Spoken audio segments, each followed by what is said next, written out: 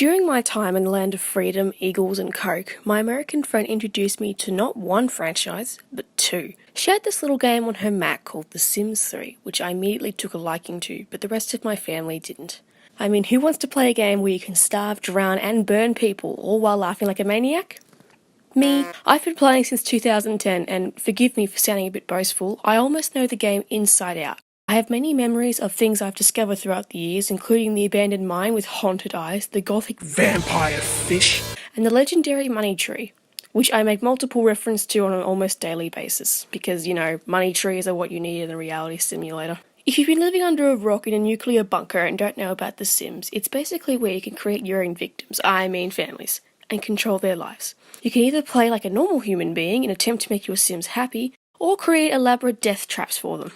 I also believe there are three types of players for this game: sadistic Satanists, 100% legitimists, or pure lazy like me. The Create a Sim mode is ridiculously detailed. I can make my Sims white, black, purple, green, sunburnt, whatever colour you can think of basically. You can do the basic things such as giving them a bright pink mohawk, but you can also edit things like their eyebrow height, their earlobe length, and even that little tiny corner of the eye. To be fair, it's impressive the amount of detail developers went to allow you to customise your Sim to perfection. But even as an avid Sims player myself, I barely touch most of these nitpicky options because I want to hurry up and get the game started. You can even use it to recreate your favourite characters, and I wish I had realised this years ago because I would have loved playing out the adventures of Mystery Inc. Pick your clothes, pick your traits, and off we go. You'll probably notice I'm switching between Sunset Valley and Moonlight Falls, mainly because they're the two worlds I've been playing the most recently. So deal with it. Now when it comes to houses, you've got two options. You can either be lazy and pay for an already built house, which are usually pretty crappy because of your low budget to start with, or you can use that amazing imagination of yours and attempt to be the LLB of The Sims. This part of the game becomes 1,000 times better once you add expansion packs, because the base furniture and wallpapers are just, meh. But we can spruce up this boring ass house into a gothic fantasy, a country retreat, a living nightmare, and a prison.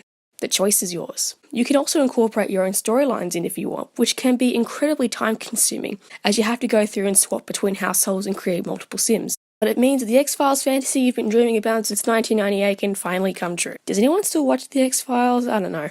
So here's my family you'll be seeing throughout this video. There's Omar, the loving grandparent who spends his days fishing. Jackson and Miranda, the working parents who normally don't go to bed till 12:30. Sabrina, who definitely isn't copying The Witch by being a witch. Nathaniel, the teenager whose name I regret picking. Hannah, whose haircut desperately needs changing.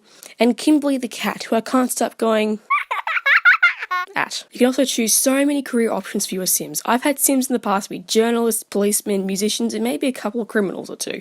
Speaking of criminals, I've had some really stupid ones in the past. Once I got broken into and they stole my couch, which was right next to the $4,000 laptop. I guess that's what I get for going fishing at 3 AM. Speaking of that, you can literally do anything at any time. Want to go to the shops at 1 AM? You got it. Want to go exploring the forest at 1 AM?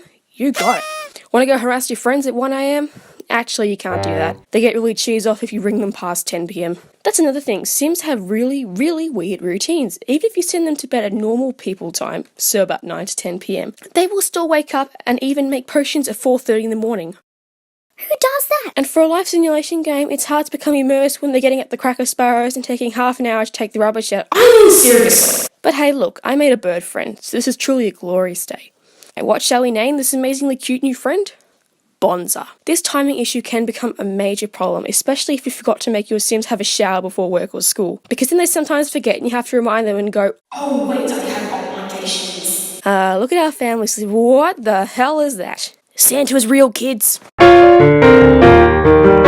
are some parts of this game that are amusing but unrealistic. You can choose what species your Sim is, including your type of death if you're a ghost, go snooping for ancient artifacts, and even get abducted by aliens.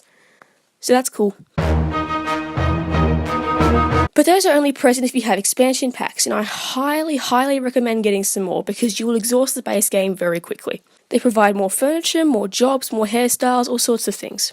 Perhaps we'll talk about them in the future.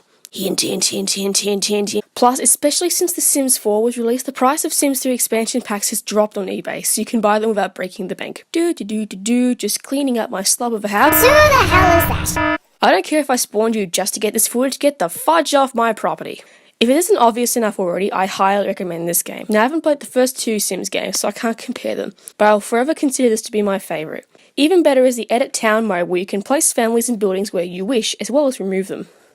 Sick of the goths ruling your town? Boot those suckers out. Want to live in this house but some pesky families already in there? Get the hell out, I'm moving in. Plus, the number of sim deaths at your disposal is insane. In fact, I think I'm gonna do a rap about it.